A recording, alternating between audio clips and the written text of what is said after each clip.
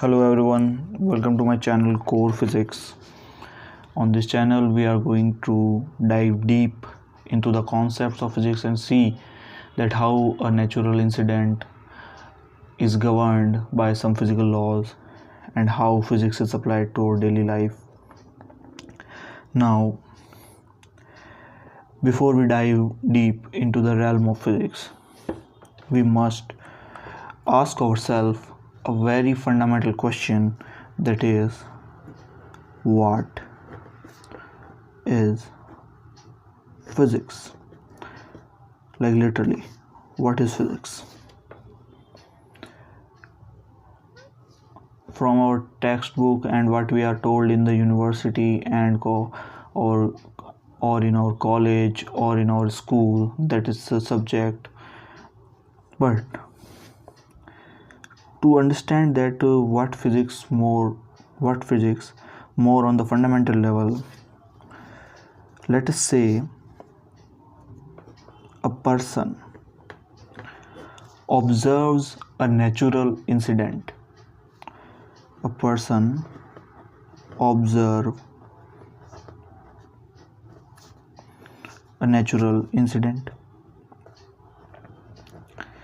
and what he tries to do is that he tries to find a pattern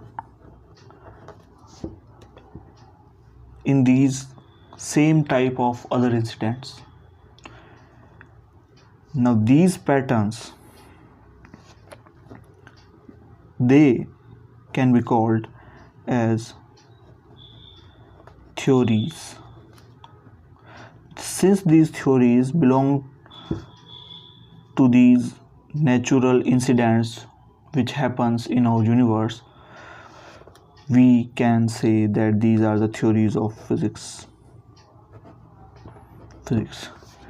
Once these theories are tested over wide range of incidents and they are well established, then we convert these theories into the laws of physics.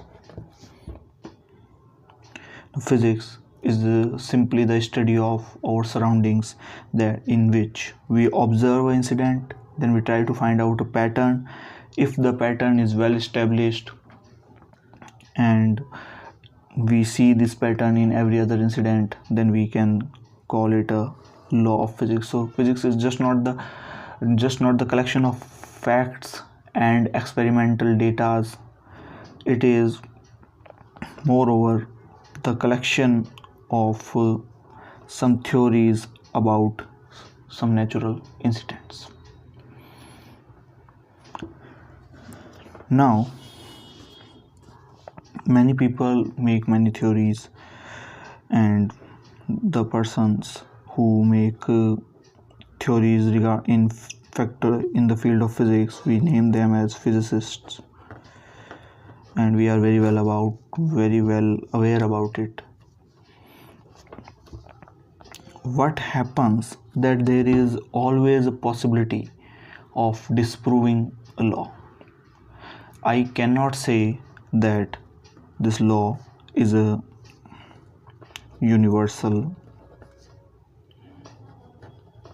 valid, or to be true at the every point of the space and time.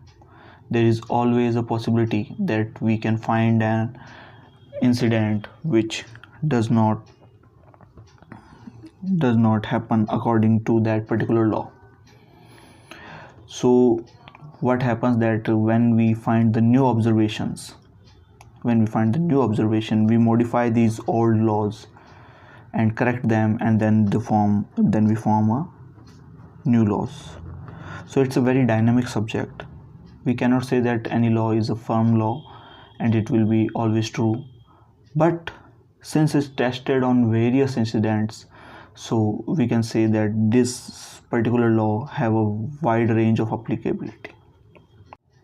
A common example of the observation and the formation of a physical theory can be taken from an ancient legend in which Galileo did an experiment he studied the free fall of some objects from the Leaning Tower and Pisa, and he find out that the acceleration of these freely falling objects was independent of their weight.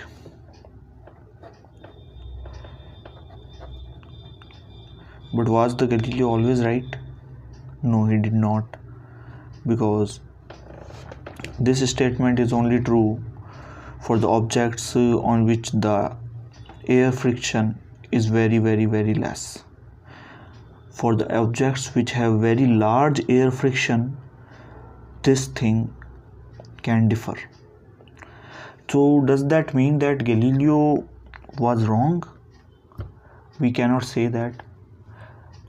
Instead of saying that he was wrong, we say that his law was valid for a particular range in which air friction is much negligible as compared to the weight of the object.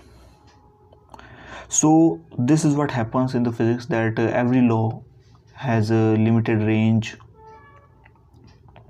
or if a law does not have a limited range, then there can be a further possibility that that law may have a range in future. So this is what physics is.